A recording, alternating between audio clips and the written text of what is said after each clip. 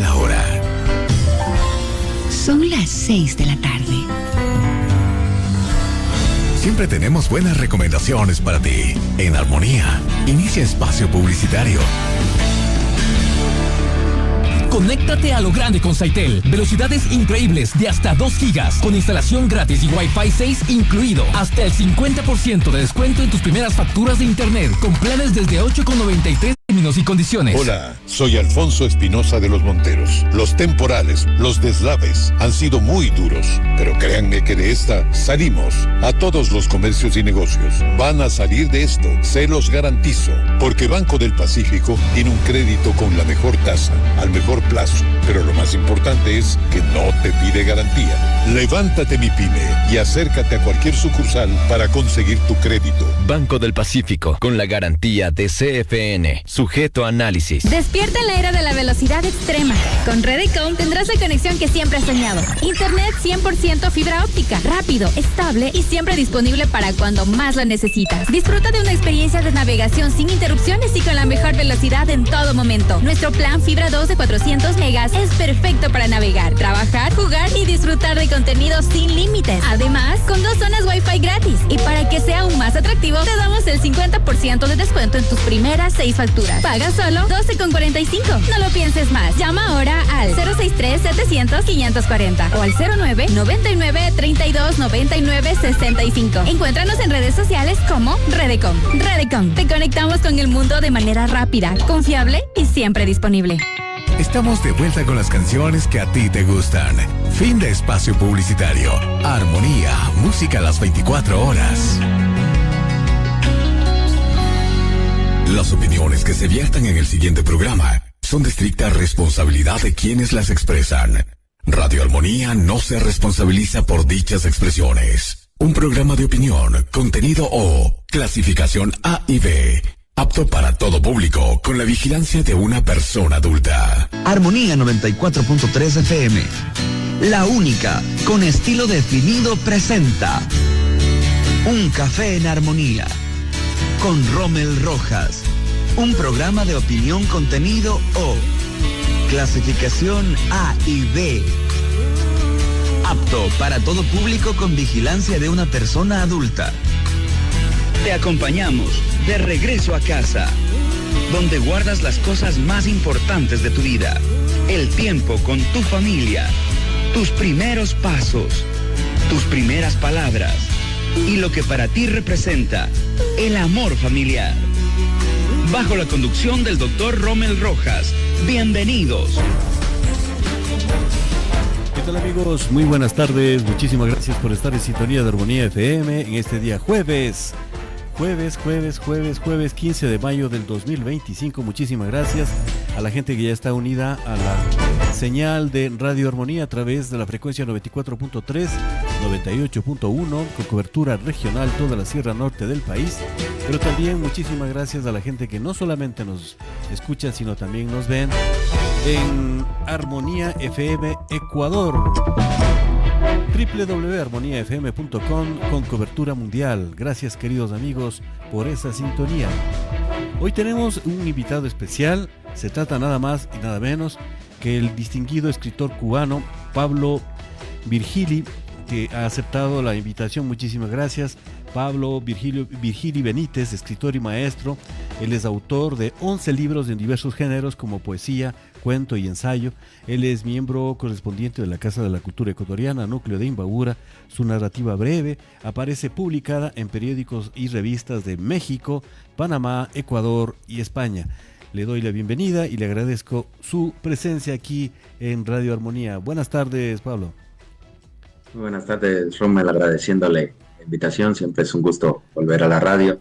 Un saludo a los radioescuchas, a quienes nos oyen también por el audio en vivo por internet y también quienes nos ven por las redes sociales.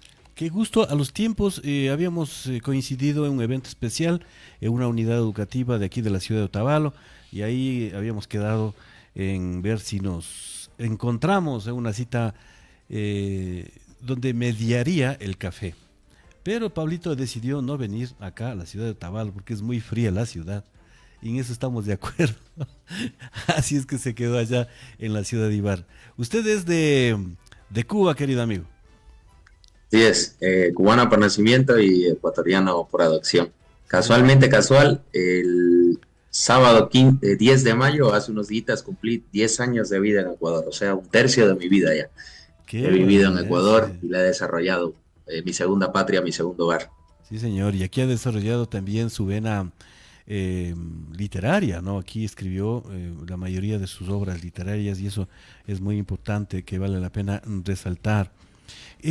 Pablito, ¿cómo ve usted el problema de la cultura aquí en el Ecuador? ¿Qué es lo que falta? ¿Qué se debería hacer? ¿Desde cuándo deberíamos nosotros fomentar la cultura, la literatura? Y parece que cada vez que pasan los años se descubren tecnologías mucho más avanzadas y eso hace que los huambras menos se apeguen a los libros, aunque ahora hay una facilidad inmensa de encontrar libros, no hay pretexto para no leer. Cualquier libro, al menos los clásicos, usted fácilmente entra, se baja un PDF y ni siquiera le cuesta nada, ¿no? O sea, así de fácil es esta situación. Y sin embargo, gracias, entre comillas, a la tecnología, que la tecnología ha ayudado para muchas cosas, sin embargo, sigue siendo el enemigo número uno de la lectura, por ejemplo. Así es, Rommel. Iniciando con la cuestión inicial, vemos que todos los gobiernos, ¿no? Históricamente de Ecuador, la cultura, como se dice coloquialmente, es la última rueda del coche, ¿no? Entonces, tendemos a desdeñarla un poco desde el Estado, ¿no? Hay ausencias de políticas públicas que fomenten y fortalezcan la cultura, y es lamentable en un país tan pluricultural como Ecuador, ¿no? Porque aquí hay diversidad de culturas, diversidad de manifestaciones culturales, que no solamente tienen que ver con las nacionalidades y pueblos indígenas, los afrodescendientes, los mestizos, sino infinidad de manifestaciones culturales que lamentablemente vemos que desde el gobierno pues se ha desdeñado desde cierto punto, ¿no? Tenemos en cuenta que tenemos una ley orgánica de cultura, o sea, que rige el sector cultural, pero a pesar de eso se incumplen muchos de los preceptos de esa misma ley, ¿no? Partamos solo como un ejemplo, el recorte presupuestario que anualmente sufre la Casa de la Cultura Ecuatoriana, que después del Ministerio de Cultura, el Ministerio de Cultura es el ente rector, pero la Casa de la Cultura es la única entidad pública que tiene presencia en las 24 provincias del Ecuador. Entonces, recortar ese presupuesto a una entidad que está en todo el país es un poco lamentable.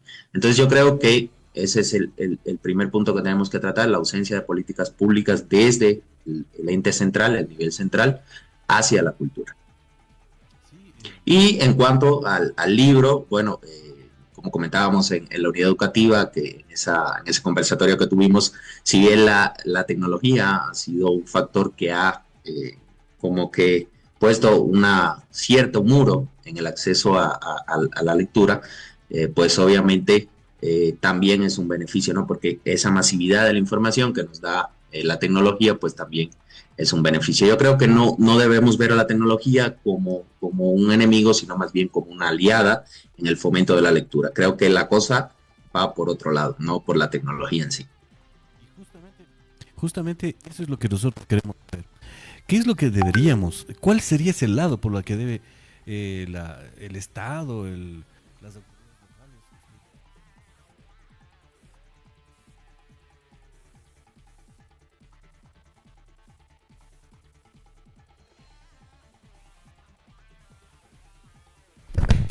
Ahí.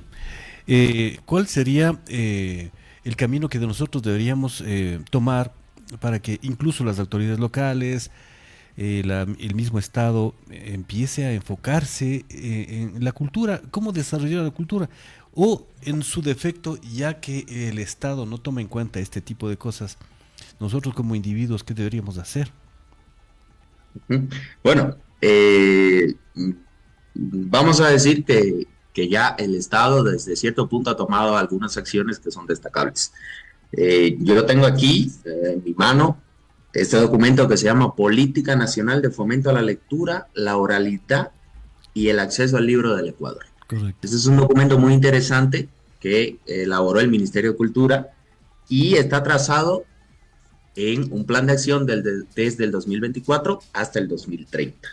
Entonces yo he resaltado aquí ciertos datos que a mí me parecen muy interesantes compartir con la audiencia, que quizás muchos no conocen y que son interesantísimos. Partamos, ya que hablamos de lectura, que en el 2022 el Ministerio de Cultura aplicó a nivel nacional la encuesta de hábitos lectores, ¿ya? Y ahí, ¿qué arrojaron esas cifras o ese mapeo estadístico? Sí. Dice que el 76% de la población ecuatoriana lee diariamente. ¿Usted lo cree, doctor?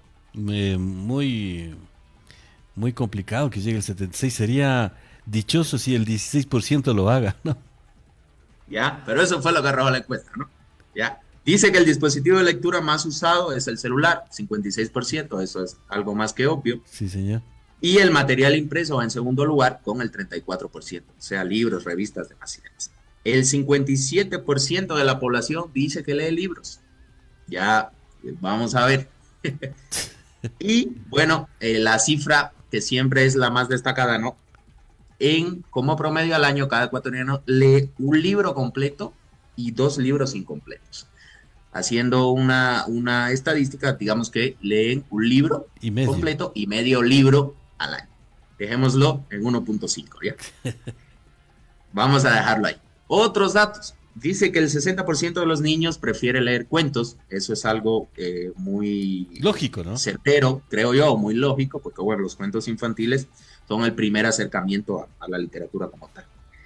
Y hablando de literatura infantil, en el 2023 dice que la Cámara del Libro se publicaron 146 títulos de literatura infantil y 86 de cuentos, ¿ya? Y de las personas que no les gusta leer, dice que el 57% no lo hace por falta de interés. Algo que, bueno, también puede ser cierto. Sí, señor. Un dato curioso para usted, Rommel. Nosotros nos encontramos en Imbabura, ¿ya? No digamos que es una provincia muy grande, pero tampoco es muy chiquita. En el 2023 dice que se publicaron en Imbabura 56 libros. ¿Sabe cuánto representa eso del total nacional? Solo el 1% de los libros publicados en ese año. ¿Qué le parece esa cifra? Sí, estoy de acuerdo. Tristemente estoy de acuerdo. Entonces, bueno, esta política nacional de fomento a la lectura, la oralidad y el acceso al libro de Ecuador es un documento muy importante, muy interesante, que obviamente tiene un plan de acción también importante, interesante. Ojalá se pueda cumplir. El proyecto es ambicioso y los proyectos ambiciosos necesitan mucho respaldo económico, que es lo que está por verse, ¿no? Uh-huh. Antecedentes de eso, bueno, tenemos la política Juntos Leemos del Ministerio de Educación, que usted la debe conocer, pero obviamente eso se enfoca solamente en el sistema educativo, deja por fuera a todos los demás integrantes del tejido social. Y a mí sí me pareció muy triste un dato de esta encuesta que me dejó súper decepcionado, ¿no? Dice que el espacio menos visitado por la población ecuatoriana en su tiempo libre es la biblioteca. Solo el 4.2% de la población de los encuestados asiste a este lugar, o sea, a la biblioteca, con fines recreacionales. Entonces, si estamos hablando que encuestamos a nivel nacional en las 24 provincias, solo el 4.2% de la población dice que va a la biblioteca con fines de recreación, o sea, leer por placer, como se llama. Entonces, complicado. Y para ir cerrando con los datos, la meta de esta política nacional del libro es al 2030 incrementar el número de libros leídos per cápita por habitantes del 1 que tenemos actualmente a 3 por año, ¿no? Entonces, veamos, duplicarle, exacto. Uh-huh. Si se cumple, si no se cumple. Pero creo que el Ministerio de Cultura sí ha hecho un gran trabajo, al menos con este documento, que lo que se quiere o lo que se busca es que deje el papel y se materialice, ¿no? Se haga realidad. Claro.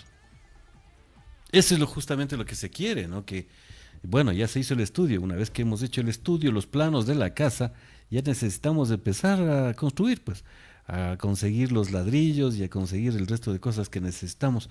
Pero no se ve, ¿no? No hay políticas claras.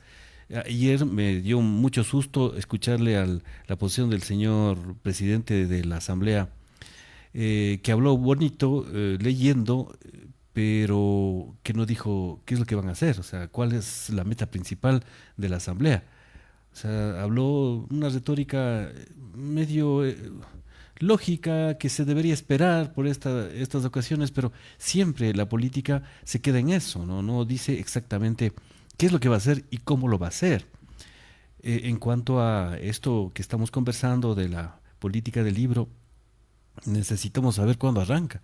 Un cronograma, a ver, vamos a iniciar en septiembre, va a haber una importante, no sé, así como se entregan los desayunos escolares, vamos a entregar documentos, cosas para que la gente empiece a conocer, a leer, a aprender, qué sé yo, empezar con cuentos. Aquí en el Ecuador tenemos unos grandes, maravillosos e importantes escritores que han escrito cuentos, ¿no?, de toda categoría, tanto infantiles como para personas adultas.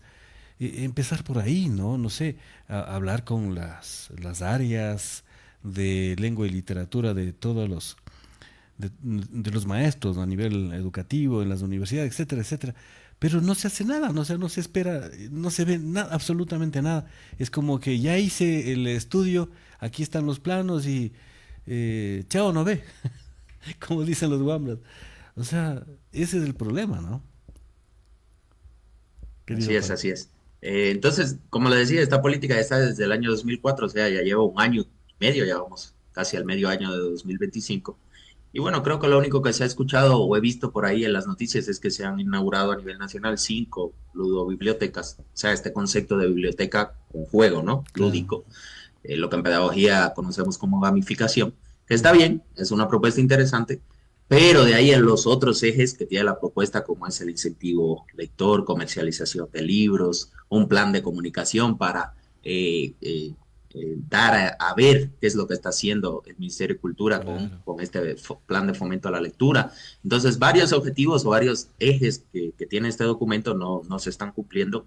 Obviamente todavía está joven, tenemos 5 años más, esperemos que se llegue a la realidad, pues, porque sí es necesario en el país que se aumente el nivel de comprensión lectora y el nivel de lectura, porque es necesario para dejar al menos de estar entre los últimos lugares del continente en libros leídos per cápita por habitante. Sí, que sorprende mucho. Existen países como Argentina, entiendo, parece que Colombia también, obviamente Cuba, se lee muchísimo, ¿no? Muchísimo más que el Ecuador, más que los 3 que se intenta llegar.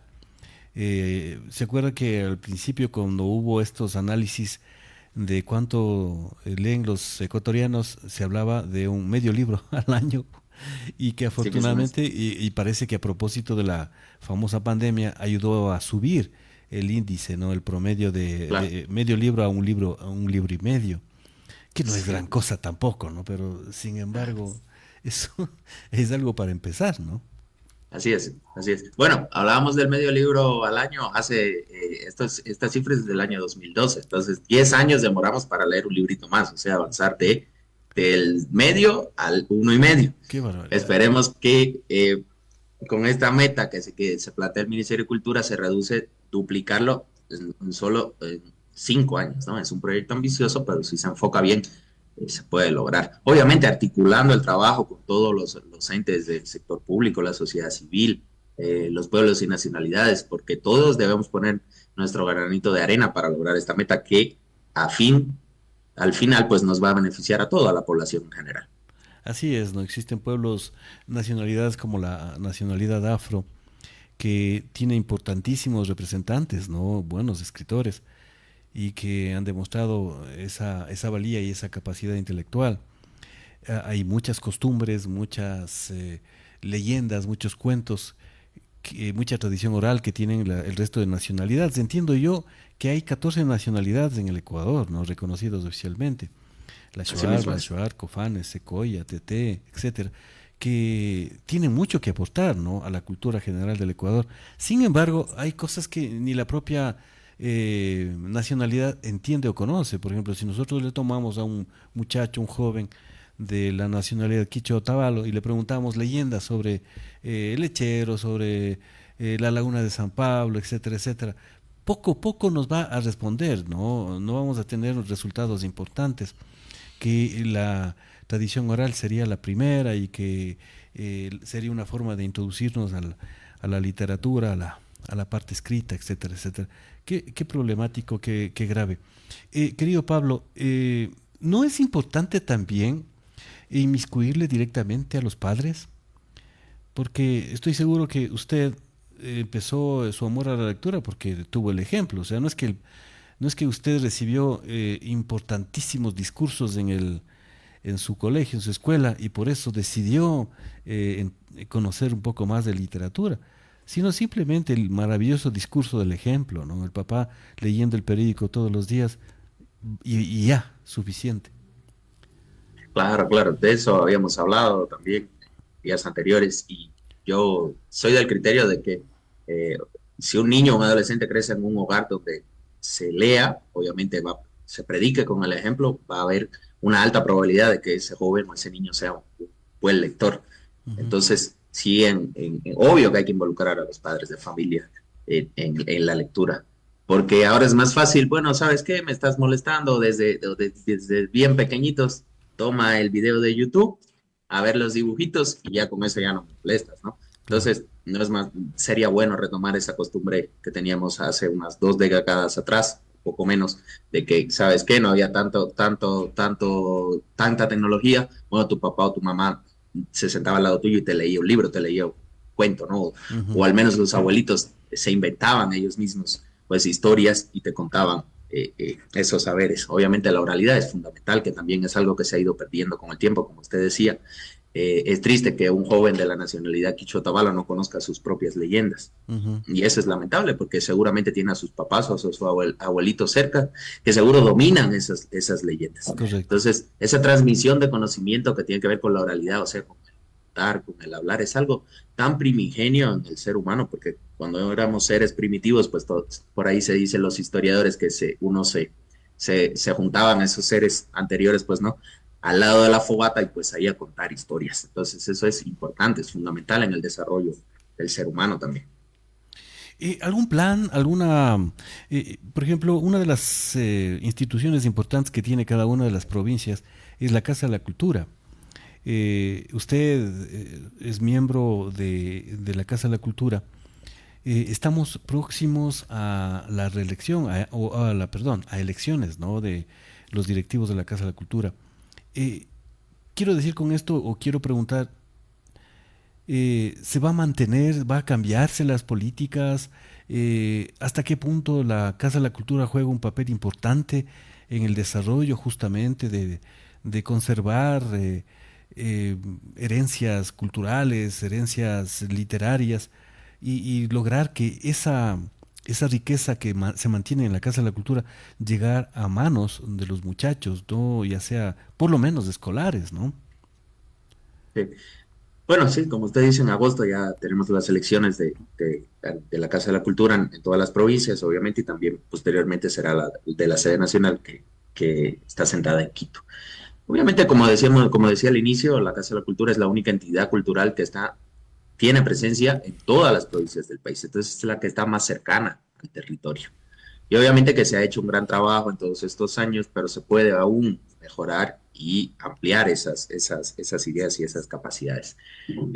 Yo, además de escritor, miembro de la Casa de la Cultura, también soy gestor cultural, he hecho mucha gestión cultural y ahí me he topado con la realidad de la gestión cultural en el país. En el 2022, todo el año yo me pasé tocando puertas, ¿no?, para intentar implementar en la provincia una campaña de lectura. Si lo lográbamos, casi estuvimos a punto de lograrlo, hubiésemos sido la única provincia a nivel de país que contara con una campaña de lectura. Me contacté con empresas grandes como Corporación Favorita y Claro, la Telefónica, con bancos como el Pacífico y Guayaquil, con cooperativas de ahorro y crédito, con organizaciones de la cooperación internacional. Incluso tuve contacto con la cooperación alemana en el Ecuador y la cooperación española en el Ecuador. Y casi todas esas instituciones me dijeron que lamentablemente no apoyan proyectos culturales. Qué barbaridad. Las empresas menos, y bueno, las organizaciones de cooperación internacional dicen que ellos ya tienen su plan muy trazado, los proyectos que apoyan, y no disponen de fondos para apoyar nada más. En el 2022 logramos firmar un convenio de cooperación entre la Prefectura y la Casa de la Cultura para implementar la campaña, fortaleciendo el componente educativo del Geoparque Imbabura, que era el único geoparque del Ecuador hasta hace unos pocos días, porque ya se sumaron el volcán Tungurahua y Napo Sumaco, ya tenemos 3. Pero bueno, en el 2023 hubo las elecciones seccionales, hubo el cambio de autoridades y a pesar de tener contactos con la nueva prefectura, pues no se dio apoyo y el convenio quedó ahí y caducó, ¿no? Era válido por 2 años, entonces no pudo despegar el proyecto. Entonces ahí uno se da cuenta cuando hace gestión cultural de la realidad que se vive en el país, ¿no? Que es complicado que las empresas privadas y hasta las mismas instituciones gubernamentales apoyen proyectos culturales. Y es lamentable porque cultura es toda práctica humana, está atravesada por la cultura, es inherente al ser humano. Pero bueno, creo yo que la Casa de la Cultura pues seguirá trazando esa senda y ese ejemplo a seguir a nivel nacional de lo que se puede hacer, aunque aún nos falta muchísimo más por hacer, ¿no? Tenemos que abrir un poco más las puertas, ir al territorio, que eso es lo más importante, y creo yo que trabajar en territorio es lo fundamental, o sea, ir con la gente, tener sentir ese calor humano es fundamental y el trabajo de ahí es donde debemos enfocarlo, en el territorio y con las personas. Definitivamente, hay hay importantes cosas que hacer, acercar un poco más la cultura al pueblo. Todos sabemos que la cultura es el producto de los seres humanos, ¿no? Y la identidad de una nación, definitivamente, y eso es importante, que la gente vaya comprendiendo. Sin embargo, para estas elecciones de agosto se hicieron algunas modificaciones en el reglamento respectivo. ¿Eso permite, ayuda, apoya a que se abra las puertas a otras personas o se regula el ingreso a la Casa de la Cultura? Bueno, entiendo yo que sí. ¿O cuál era el motivo? Partiendo desde la iniciativa propia mía, vamos a ser claros. Por ejemplo, yo si ahora quisiera postularme a ser director de la Casa de la Cultura, no podría. ¿Por qué? Porque en el artículo del reglamento dice que para ser candidato podría solo ser, dice el primer requisito, ecuatoriano mayor de 18 años. Claro. ¿Ya? Entonces, si bien eso se contrapone al artículo 13 de la Constitución de la República, que es la norma suprema que dice que todo extranjero residente en el país tiene los mismos derechos y deberes que cualquier nacional. Entonces, ahí ya tenemos un problema, ¿no? Pero bueno, para no ahondar mucho en el tema legal, demás y demás, para no complicarnos, pues partiendo desde ahí ya hay hasta cierto punto una exclusión, ¿no? No quería pasar por alto eso. Correcto. Pero bueno, todo depende de ver quién llega a la dirección del núcleo. Sabemos que siempre hay esa como que división entre los miembros correspondientes del núcleo y los artistas y gestores culturales que son del Registro Único de Artistas y Gestores Culturales, el conocido RUAC del Ministerio de Cultura. Y bueno, tocaría ver pues cuáles son las candidaturas, qué propuestas tienen, revisar los planes de trabajo, ver en qué se puede cambiar y ver qué se puede hacer pues también con el exiguo presupuesto que se tiene, que creo que del núcleo son $200,000 para un año, que también hay que ver en qué se gasta ese presupuesto, porque de esos 200,000, el 60% se va en remuneraciones a funcionarios. Correcto. Entonces, ¿qué queda para proyectos culturales? El 40% o menos. Entonces, esas cositas habría que revisarlas también. Entiendo que en el reglamento debe constar eso, un límite, ¿no? Por ejemplo, en el campo público, por ejemplo, se dice que máximo un 40% del presupuesto se debe utilizar en el pago a las personas que trabajan ahí. Aquí también debe haber un límite, ¿no? Porque de lo contrario, en el momento que se cambia de directores, tranquilamente eso se puede inflar, ¿no? O sea, llenar o duplicar. Más o menos como nos ha pasado en el ámbito político del Estado, ¿no? En las funciones del Estado generalmente se puede ver como cuotas de poder, ¿no? Los puestos de trabajo. Entonces, ese riesgo se corre, ¿no? Que lo que se tiene, el poco presupuesto que se tiene, se diluya en pago de sueldos. Así mismo es, claro, y tocaría revisar, pues, ¿no? Por eso digo, analizar bien los planes de trabajo, en qué es que se va a destinar el dinero, la mayor cantidad de presupuestos, porque, como usted dice, pues, en el sector público lo correcto debería ser esto, ¿no? El 40% para remuneraciones de funcionarios y el otro 60% para, obviamente, el desempeño y el trabajo de los objetivos, la misión y la visión que tenga esa institución pública. Sí, es importante tomar en cuenta esta situación. Yo no quiero quedarme con las ganas de comentar. Cualquier estudiante de Derecho sabe que La Constitución está sobre cualquier ley o reglamento de instituciones, por más importantes y descollantes que sean, ¿no? Como es el caso de la Casa de la Cultura. Entonces, yo creería que sí se puede apegarse a la ley, simple y llanamente, ¿no? Y podemos hacer una lista conjunta, querido compañero, para ver si nos tomamos por algún tiempo esa Casa de la Cultura. Sí, sería chévere, sería una excelente idea, pero bueno, todo a su debido tiempo. Sí, correcto, sí. Estás de seguir hablando, ¿verdad? Yo le tenía preparado cafecito, yo sé que a usted también le gusta el cafecito, pero hace el favor de no venir, caramba, y ahora primero el clima se compromete para que usted no pueda venir acá a darnos una vuelta por acá, por la radio. Claro, pero bueno, gracias a la facilidad de la tecnología estamos aquí, ¿no? Eso es lo bueno del siglo XXI. Nos acerca la tecnología y eso nos acerca, así es. Sí, señor.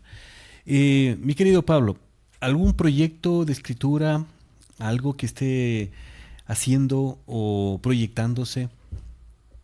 Bueno, usted sabe que cuando uno trabaja la docencia, el tiempo se le acorta y se le limita muchísimo, sí, ¿no? Pero bueno, en estos tiempos, después de un largo tiempo de no haber escrito ni haber creado algo nuevo, estoy trabajando pues en un nuevo libro de cuentos. Ya tengo al menos el primero, el Capital Semilla, vamos a decirle así, de ese libro de cuentos escrito, y estoy trabajando en ello actualmente, retomando la narrativa, porque también es un género que me gusta muchísimo, sobre todo la narrativa breve, el cuento breve, es un gran género y una gran herramienta. En eso estoy trabajando actualmente, mi querido Ramón. Correcto. En esta semana murió el gran Mujica, ¿no? Muchos han lamentado la partida de este extraordinario personaje que ha sido definitivamente, por ser corto y ahorrador de tiempo, un gran ejemplo para muchos, ¿no? Así es. Mujica, un referente pues de la izquierda latinoamericana y de cómo administrar pues el poder. Redujo la pobreza, aumentó el salario básico, demás de conquistas sociales, ¿no? Y bueno, y esa frase que a mí me encanta mucho de él, el poder no cambia a las personas, solo muestran quiénes son verdaderamente. Sí, señor. Es así, es la realidad, ¿no? Y muchísimas otras frases más, tanto que hemos visto en las redes sociales de su memoria, ¿no? De que un hombre sencillo renunció al 90% de su sueldo para donarlo a organizaciones no gubernamentales, ni siquiera vivió en el Palacio Presidencial, sino que sigan en su chacra, en su pequeña hacienda, en ese contacto con la naturaleza, con la humildad, que es uno de los grandes valores que puede tener cualquier ser humano. El único dirigente político latinoamericano que decidió ser pobre. Exactamente, así mismo es. Espectacular. Querido Pablo, el tiempo es enemigo de las cosas buenas, solo nos quedan 2 minutitos, apenas, tiempo suficiente para agradecerle por aceptar esta invitación a esta pequeña entrevista, comprometerle para una futura ocasión, seguir hablando de cosas importantes, avisarle que no hay ningún problema en cuanto al regreso, podemos irnos y también disfrutar mientras tanto de un buen café, unas buenas, ¿cómo se llaman estas humitas, ¿no? Que son humitas, definitivamente extraordinarias. No, agradecerle la invitación, siempre es un gusto estar en la radio, es un medio de comunicación que a mí me gusta muchísimo, siempre a las órdenes, ya sabe que estamos aquí con los brazos abiertos para compartir un poquito de una charla amena, pues un buen café, una rica humita y pasar un rato agradable. Agradecerle nuevamente la invitación, ha sido un gusto para mí estar aquí. Muchas gracias, Pablo, un abrazo, hasta la próxima. Un abrazo de vuelta para usted.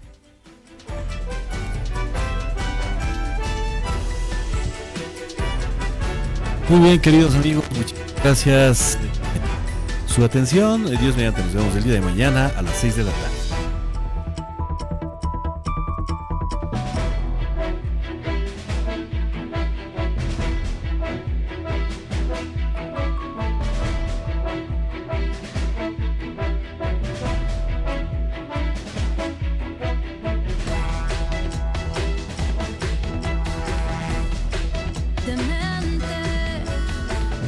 Por querer vivir contrario a la corriente, por querer hacer las cosas diferentes, por por decir que escucho.